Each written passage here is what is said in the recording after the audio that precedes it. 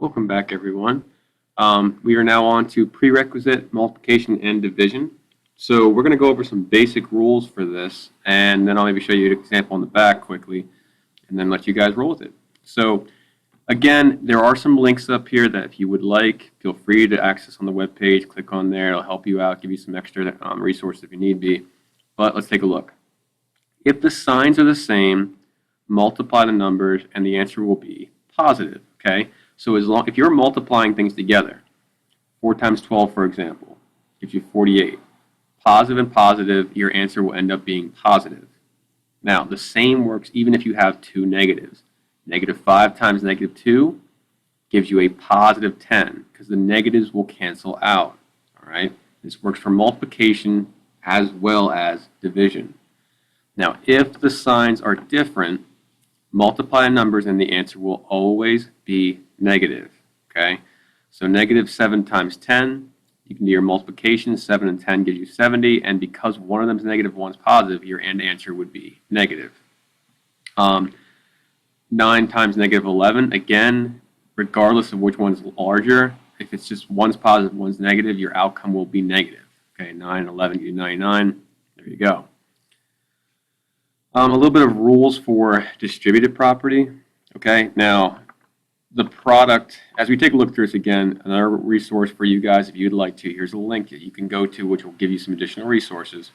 But let's take a look. The product of A and the quantity B plus C equals AB plus AC. All right, sometimes letters can be a little confusing, so here's an example. 6 times the quantity X plus 2. What you can do is distribute that 6 in. 6 times X gives us 6X. 6 times 2 gives me 12. And again, because they're both positive, I maintain that positive for the 12. Okay? Now, for the second example over to the right, the only thing different is that instead of the plus, it's now a minus. Let's see how that impacts it. 4 distributed in. 4 times X is 4X. 4 times negative 3 is negative 12, again, by following our properties we learned above. Okay, good.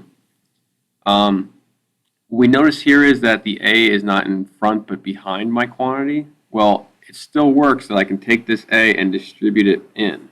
Okay, so if I take a look here, multiplying it in, 4 times X gives me 4X. 4 times 3 gives me 12. Okay, and down here to the right, the same works. I can distribute that A backwards. All right, 6 times X gives me 6X. And then 6 times negative 3 gives me negative 18. All right? Now, as far as dividing goes, division follows the same properties as multiplication. Okay, all division is multiplying by the reciprocal. Again, keyword reciprocal is when you take a fraction or you take something and you flip it. Okay, so here's an example of reciprocal.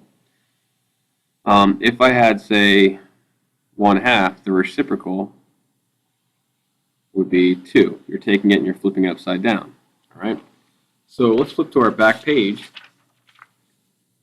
And just to show you guys an example of each of these, okay, let's look at our first one here. We've got 50 and negative 50 times negative 12. All right. So again, we're going to fall back to our trusty calculator if need be. Parentheses, negative 50, close it. And then times parentheses, negative 12, close it, enter, 600. And this follows our properties as well because, take a look, negative and negative, they end up being positive. To show you guys an example of division, let's take a look down here at, say, number 10. It's 72 divided by negative 12. Okay, so by our properties, positive and negative, our answer is going to be negative.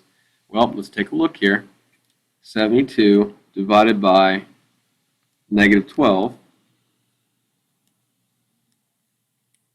gives me an answer of negative 6. And again, this makes sense because we do have a negative outcome, looking pretty good. Okay, so again, taking a look at these, work your way through them. If you have any questions, feel free to ask during class. And again, keep up the great work.